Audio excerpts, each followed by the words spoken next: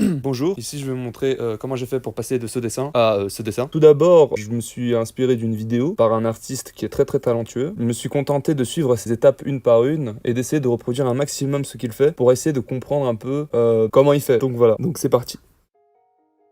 Alors tout d'abord, lui, il utilise Photoshop. Alors personnellement, je vais utiliser Procreate sur iPad. Et du coup, l'une des premières étapes qu'il fait, c'est tout simplement dessiner le personnage. On peut constater d'abord qu'il prend une toile à ton plus sombre, c'est-à-dire il prend du gris, du bleu foncé pour faire le fond de sa toile. Et ça peut paraître con, mais c'est quelque chose que je ne faisais jamais. Ça peut être très utile pour tout ce qui est travail de lumière. Je faisais souvent ça en dernier, alors qu'ici, il commence directement. Après avoir fini le croquis de ce qu'il voulait plus ou moins faire, donc il va peindre une couleur plus sombre, la forme du personnage, pour ensuite y rajouter les lumières, les parties obscures.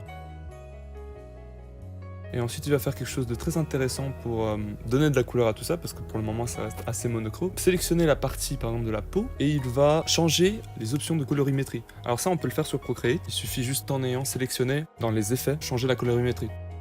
Pendant tout le processus de dessin, j'ai utilisé l'aérographe doux et l'aérographe net. C'est tout ce qu'il faut pour faire un dessin. Par contre, pour tout ce qui est bijoux, j'ai utilisé un ancrage parce que c'est plus net, comme ça ressort plus. Après, on peut constater qu'il commence à retravailler le visage, le reformer un petit peu. Alors moi, personnellement, j'ai un petit peu déformé le visage. Je sais pas pourquoi j'ai fait ça. Et puis j'ai travaillé dessus, mais à la fin, ça va être corrigé. Donc là, il va commencer à travailler sur les détails, les yeux, affiner le contour, qu'on voit mieux parce que pour le moment, ça reste assez gras. Il va rajouter des teintes de lumière colorées. Alors moi, j'ai beaucoup de mal avec ça. Je savais pas trop comment étaler ça chez moi, mais au final j'ai trouvé une couleur assez sympa qui allait bien avec la couleur de la peau que j'avais sélectionnée. À partir de là en fait ça reste du sculptage, c'est-à-dire qu'on a fait déjà les grosses formes, donc là c'est le passage où souvent on perd l'artiste parce que là c'est vraiment que des détails mais qui changent tout, et du coup c'est vraiment le dessiner un hibou, bah tu fais 2 cercles puis tu dessines le hibou quoi, genre c'est vraiment le passage où tu vas te faire foutre quoi. Ensuite on entame les bijoux. Alors les bijoux c'est très intéressant parce que ça a l'air très compliqué, mais en fait c'est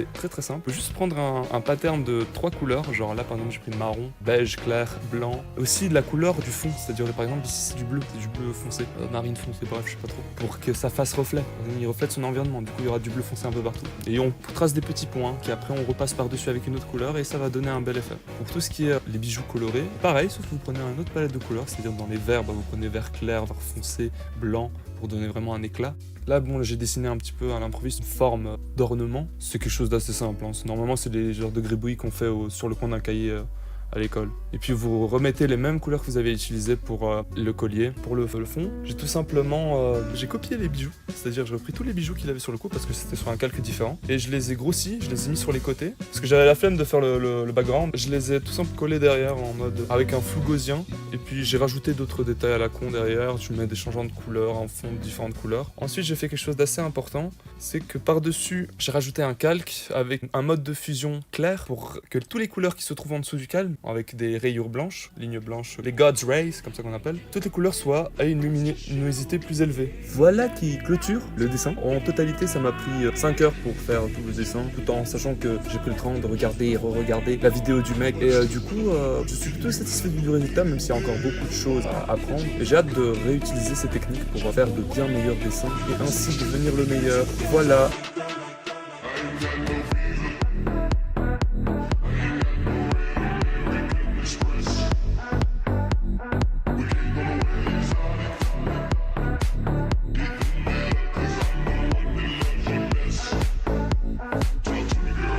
Merci d'avoir regardé cette vidéo, c'est une première vidéo de ce genre que je fais, première vidéo tout court en fait, et voilà, et donc à l'avenir je vais continuer à faire des dessins de ce genre et poster des timelapses où j'explique un peu, ou juste des timelapses tout court. Abonnez-vous à ma chaîne, mettez des likes, aimez-moi, donnez-moi de l'argent, et voilà, au revoir.